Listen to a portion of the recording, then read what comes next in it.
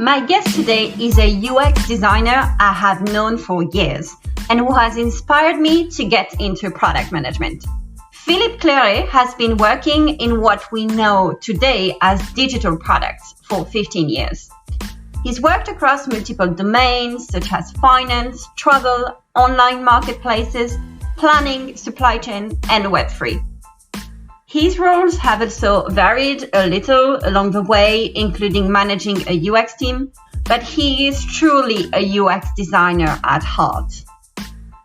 Heart is actually a good word to describe this interview, as Phil talks about kindness and shares personal stories of people who have supported him in his journey. We also touch on the role of UX and UX researchers in particular, and how giving feedback to coworkers can still be difficult in a product world in which feedback from customers is so valued. Welcome to Product Perspectives, the podcast for product people that gives a voice to their stakeholders, hosted by Magali Pellissier. Each weekly episode shows you the other side of the product with interviews of the people who contribute to making products a success. They are engineers, writers, marketers, support analysts, UX designers, or even salespeople.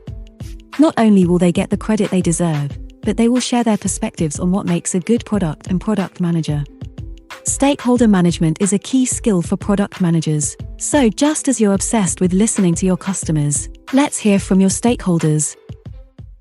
Thank you very much, Phil, for joining me today, because what people may not know, but I hope they will realize, is that we've been friends for several years now. And we actually met in a professional settings. I remember how we met. Do you? I do remember how we met. Yes, you were a participant at a usability evaluation I was doing at Anaplan. And yeah, I remember you were like an expert user and you were very vocal about your feedback. And that was awesome. And then you pinged me later on to find out a bit more about what it is that I did, and then we just carried on having conversation. And 5 years later, the conversation clearly continues. So yeah, I remember. That is a very diplomatic way to say that I was the most annoying user ever, giving so much feedback. There's no such thing. There's no such thing. And actually, talking about personality, your LinkedIn profile says mixing kindness, warmth, and support with product design chops. Can you tell me more? Yeah, so I do my best to demonstrate those attributes in and outside of work for both users and colleagues. And people in general is really important to me. And I believe being kind, whatever the setting, makes me a better person and a better designer. That's the summary there. Right, and you've applied this kindness to different industries. So you've worked in different industries, traveled with British Airways, e-commerce, financial planning, and supply chain. I'm assuming you didn't know anything about these industries before joining those companies. So how did you adapt to them? So that's a nice segue from your previous question, actually. I don't have a particular formula here. I just make sure I'm interested in the problem that I'm trying to solve. Yeah, understand the problem and the people I'm solving it for deeply. That's what I do in terms of adapting. And my favorite tool as a designer is to use an empathy map to help put myself and the rest of the team in the shoes of the people that we're making a product for. If there was one tool that I'd use to adapt, then that'd be it. Okay, great. So would you say that you're the one in general bringing this tool and saying, okay, well, team, let's use an empathy map? Do you bring the product manager with it? Do you bring the engineers? Do you see sometimes some challenges? Some people think, I don't understand what this empathy map is supposed to be doing. How is it supposed to help me? How do you bring everybody around that tool? So I usually contextualize the use of empathy mapping. So it's not just, hey, let's do it. I'll always provide context about personas, the problem that we're trying to solve, and then our empathy map will be part of that sort of session, I suppose. In terms of who I do it with, yes, it will be the product manager and then the entire product development team. There's no one person is excluded from that exercise. In terms of running the workshop with an empathy map, it's usually more amazing about what people come up with. And sometimes I personally would have never thought about what it is that other people have come up with, and that's really great insight about different people's perspective. When we do an empathy map exercise with the team, I always try and put very high-level examples of each of the quadrants within the empathy map, just to make them realize what it is that, I mean when I use that sort of template. If people, end up saying, look, I don't really know what to do here, it's okay, and sometimes it's difficult, especially if you don't relate to what it is that you've got in there or the problem that you're trying to solve. That's why there is a team. Every contribution is valuable anyway. So what's the biggest problem you've solved, for example, using an empathy map? What are you the most proud about, like one of the biggest problems you've solved using an empathy map? The empathy map for me is not so much about how do we solve the problem. It's more about what is the context in which we need to solve the problem. I can't really pick a specific one here because it's just a series of tools that I'm using. Right. So let's move on to your role as a UX designer. Do you prefer UX or product designer? I prefer UX designer because it's more core to what I'm best at, but I have done product design. But I think I'm more towards the beginning of I call it the design spectrum. You go from user research all the way to UI design and deliverable. I'm on the user research and UX architecture side of things. So you've been a UX designer for many years. What do you think that people have in their mind? What is a commonly held belief about your role that you disagree about? So the easiest one here for me is that UX and UI are the same thing, which aren't. UI is just the tip of the infamous UX iceberg. I mean, it's people see the UI, they can form an opinion, but they don't necessarily realize the amount of research, planning, architecture, and organization that's gone into making a product as simple and as delightful as possible. Right. And we were talking just before recording the interview about the fact that, it was one product we were talking about, we won't mention it, that we thought had a terrible UX. It wasn't the UI. The UI was actually all right, but just it didn't hit the spot in terms of how the user actually wanted to use that feature. That was a good example. Shall we mention the name of the tool? No, that's not. So I'm product manager, and we not really worked together in a Scrum team, you and I, but we have interacted quite a few times when we both worked at Anaplan. So sometimes product managers and UX designers go along very well. And sometimes there may be some challenges working with a product manager, or for me, working with a UX designer. What do you think is the biggest challenge you've encountered with me or with someone? Is it a pattern, or is it dependent on the personality when working with a product manager? I think the most challenging bit is whatever the job role is, a lack of collaboration and transparency. That's the biggest flaw, I think, in any working relationship. I don't believe that's something you and I have experienced together because, like you mentioned, we've not really worked in a Scrum team, and even if we had, I don't think that would have been an issue. Yeah, I think lack of transparency is paramount. And after that, obviously, there's basic competencies that are expected, I think, within each roles. So being competent in your job will also help, I guess, in those relationships. So going back to your first point about the transparency and the communication, do you have a story? You don't have to name anyone, but an example of when that didn't work because of that, and how did you overcome this? So I think the lack of transparency and communication translated in the artifacts that I needed as a UX designer to be working on a specific product, and having a lack of strategy and very vague user stories to work off from was particularly challenging. But I guess in the spirit of transparency, the way to address it, the way that I used to address that was to provide direct feedback, saying that something needs to change, but it's also being able to help with that as well. So when it came to user stories, to help flesh those out a little bit, but as long as it's a collaborative effort and that changes is seen within that collaborative effort, then that's okay. It's not just I'll provide you with feedback, you action it, and I'll just see things happen magically. That would go against my one-liner about mixing kindness, warmth, and support. So yeah, that's how I would address it. I agree, feedback is not enough, and I love the warmth and support that go with it. But it's great to see you mentioning feedback, because feedback is such an important word for UX and for product. So if amongst ourselves we're not able to share feedback openly about how we work and how to make things better, then it's the starting point of being able to then listen to our users. No, definitely. And it's tricky, right? I mean, when you get feedback from users, I mean, I guess everybody is different, but I love user feedback because, great, I can make the product better for them. When it comes to feedback about your own performance or someone else's performance, depending on the people and depending on the type of feedback, that can be quite tricky to deliver and to receive. So it's the same, it's different. There's different sensitivities, I think, that need to be taken into consideration. And that's right. And, there's that disclaimer that we always say before we start a user research session. We say something along the lines like, please tell us everything you've got in your mind. You can speak as you're thinking. Tell us all your feedback. We won't be offended. Are there times when users have said something about a design, a prototype, where you felt offended and you thought, I've put so much effort into that, so bad, and I don't quite agree with what the user is saying? Offended?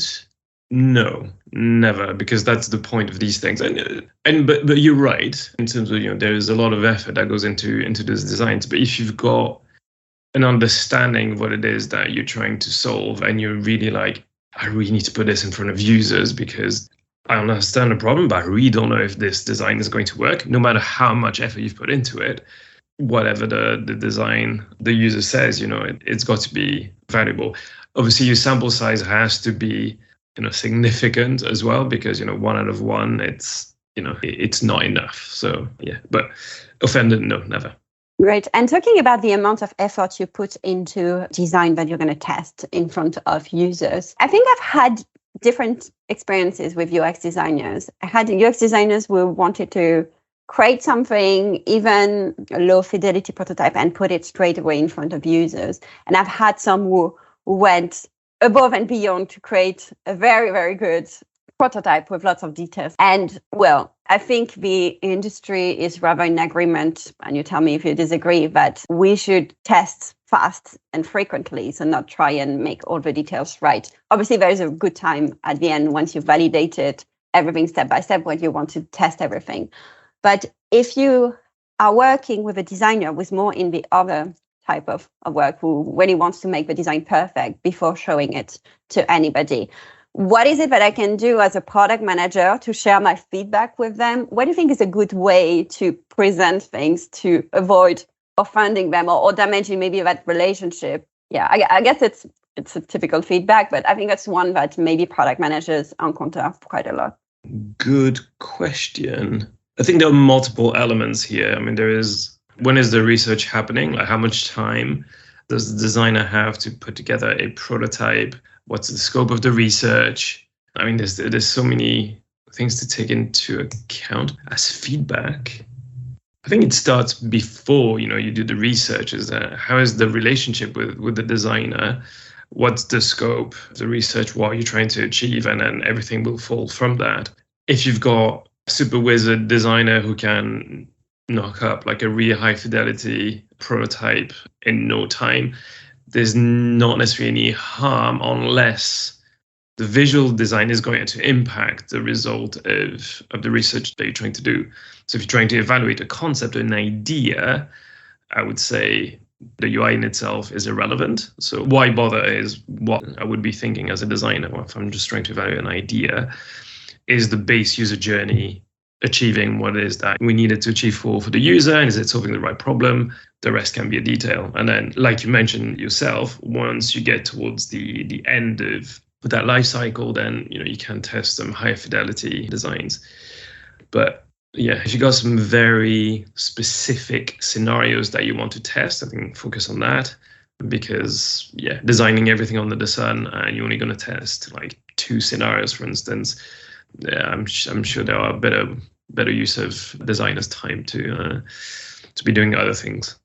Right. And I think that's a great point about saying that we should make sure the user research is very targeted and focused. What answers do we want to get from the research as opposed to we want to test everything. And I've seen this done properly when I had a UX researcher helping us in that journey. But not all companies have UX researchers. Sadly.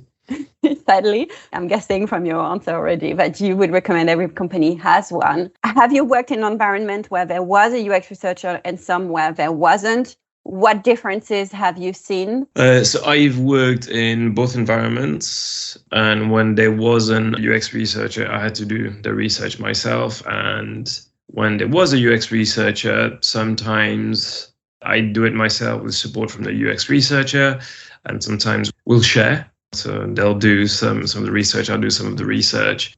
Yes. I think working with a UX researcher, I've always found that the quality of the questions that are being asked during a user research session always better.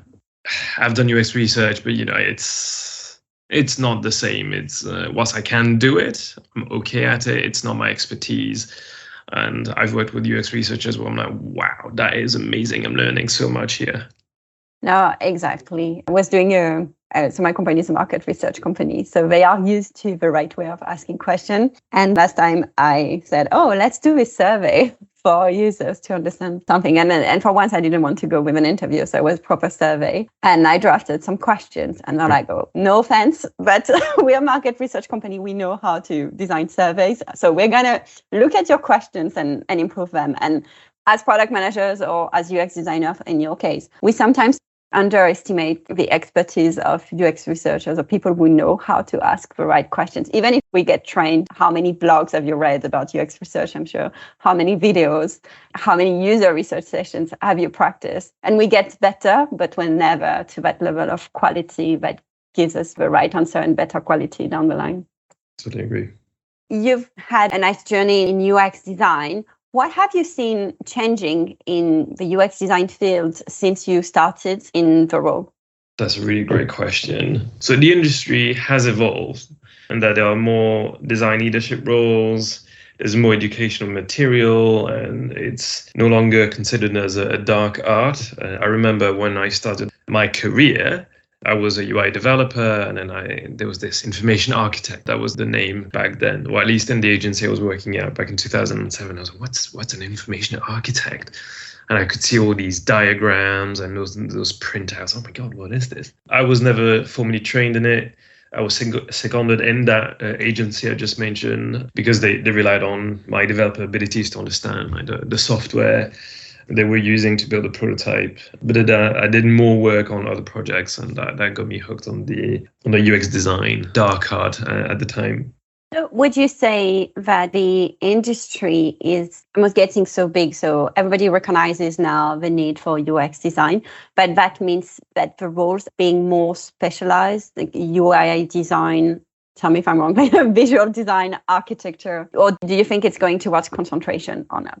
So I know it's a bit of a cop-out, but it depends. I think is the answer here. It depends on the company. It depends on the UX maturity of the company. I've seen companies where they are advertising for product designers, which is sort of the equivalent to like full stack developers, like full stack design. So doing research all the way to UI design. There are companies that hire more specialized role, like you mentioned. It's even in the product designer job title, there's still I think some expectation might not be the right term here, but that there'll be within the product design spectrum, there'll be a more bias, at one end of the scale than the other. And then the makeup of the team altogether will balance everything out.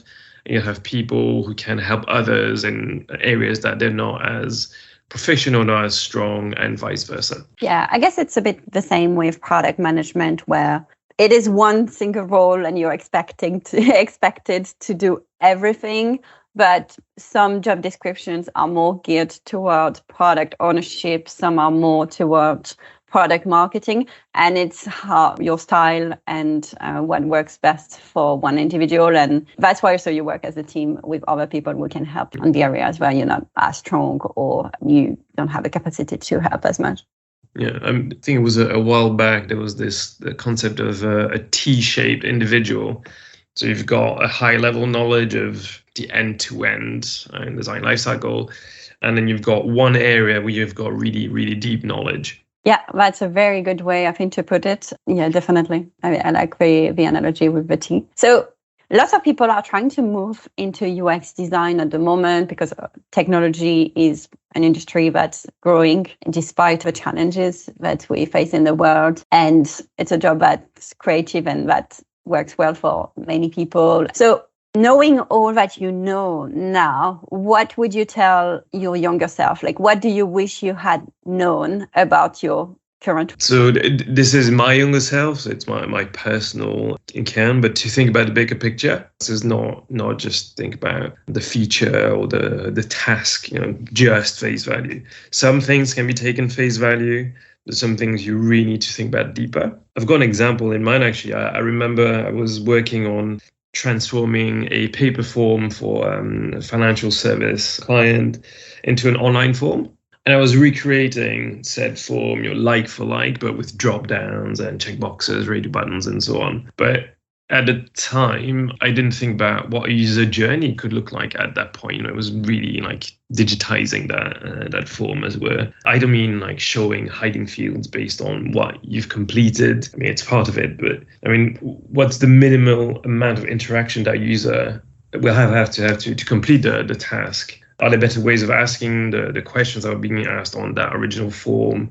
What are the rules that drive this form? What additional help or context could have been provided to the users filling this form, and so on?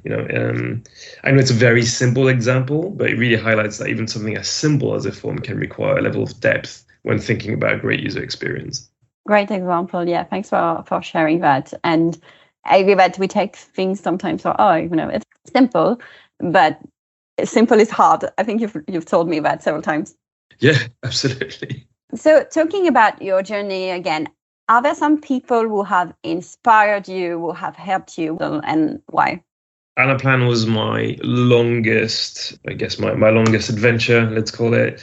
I met 3 super mega designers who have had a direct influence on me, both as a designer and as a person. There's Richard Holford, who is a principal designer at Anaplan. There's Jason Haritu, who is now founder of Sift, a tool that helps recruiters find the best candidates. There is Mark Boyd-Smith, director of product design in Vision. I know you mentioned one person, but they've all individually contributed throughout my time at Anaplan, and I don't think I would be where I am today without their influence. That's great. And obviously I know these people and I think they're amazing. I've especially worked with Richard, and he clearly embodies mixing kindness, warmth, and support. Yep. Really that type of person.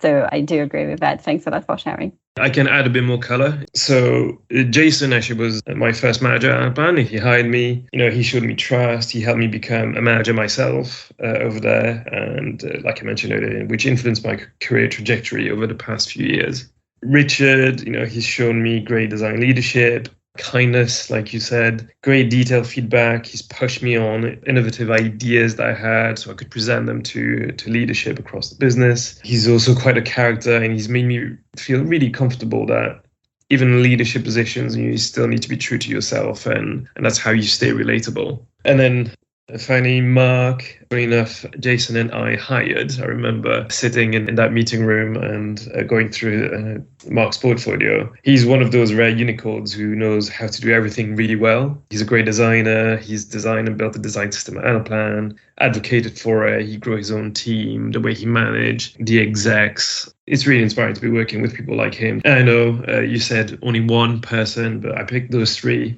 But I've met so many people who have had a positive impact, but if I were to go down that list of people, I think it'd be a much longer podcast episode than you'd planned for. And then they would likely receive so many messages. I've heard that you were a great manager. And then the inbox would be cluttered with all of it. But it's great because that's also what I want to hear in this podcast is like personal stories. And what can we do to be kind to each other and to help each other? What makes a difference? And we can really tell from the way you talk about it, how these people have made a difference in your life. Such a great thing to share. Thank you very much. Talking about Anaplan, there's somebody else you've worked with a product manager, Emily, and she has a question for you. So let's hear it. When working in a B2B space, there can be much focus from sales and account teams on product feedback that comes from decision makers, rather than the end users themselves. How do you consider and advocate for the end user experience? Great question from Emily, who also shows a lot of kindness with people she works with. So tell me. That is a really great question. Yeah, I worked with Emily for many years at Anaplan. Yeah, absolutely amazing product manager. But okay, back to her question. I guess the approach will depend on the UX maturity of the company. I know I mentioned UX maturity earlier, and it'll be a process which may take more or less time. And in my opinion, there's no immediate fix. But the few approaches, I'm sure everyone will have heard this one, is whenever there is feedback, ask what's the problem that the user is facing? Why are we getting this feedback? What's the context? Other ways of fixing the problem that's being shared. And in addition to that, I would say building relationships with the sales and account teams is really important. Educating them on what it is that we do as designers and why feedback from decision makers might not always be as valuable as the end users themselves. And, if the sales and account teams are willing to learn, then they'll also advocate on your behalf and get you access to those end users, if you don't have access already.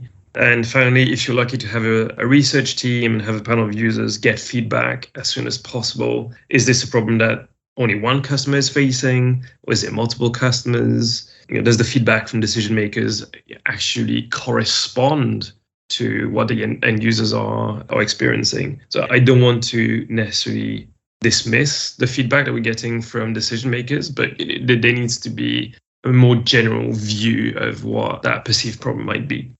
And this is all face value from just a design perspective, but it's never just about design. Good designers will partner with their PMs to assess product feedback, how it stacks up against the current list of priorities, and whether it's worth exploring the feedback in some of the ways that I just explained. And that's a great point about educating people, because we take it for granted when we work in product and UX. But this is the way we work, the product mindset. But it's so much explaining, demonstrating to other people in the business what we do, why we do it like this, and why we don't necessarily do it that way. There's so much education work to still do, I think, in the industry today. And it does take a lot of effort, because that's not area of comfort. Like, as a UX designer, I don't think you thought when you started, I'm going to have to explain to people what my job is and why it's important. So it takes an extra amount of effort to spend the time doing this. But it's worth it.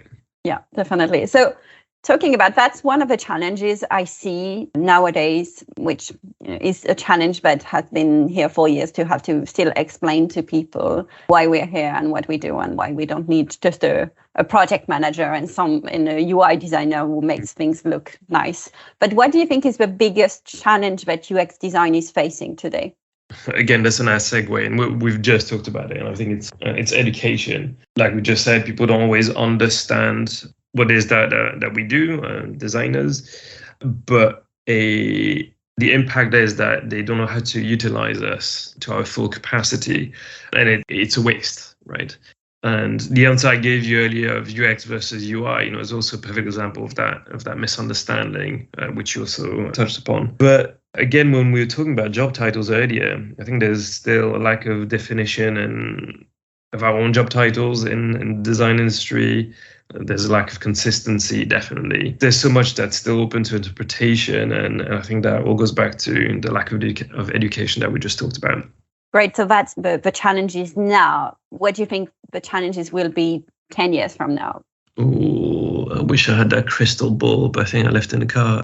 My recent stint in the Web3 area, which I thought would be slightly different, simply because, I don't want to generalize, but the demographic I've observed was a lot younger. And I thought the design industry would require much less explanation, but it's not the case at all. And we're talking about the advent of a new technology, and it's just not there. Much less so than what we call Web 2 these days. Yeah, so things haven't changed. History repeats itself. Great. I like to have the few final questions, which are fire questions. So I'm going to make several propositions and you pick one of them. So first one is agency or in-house? In-house.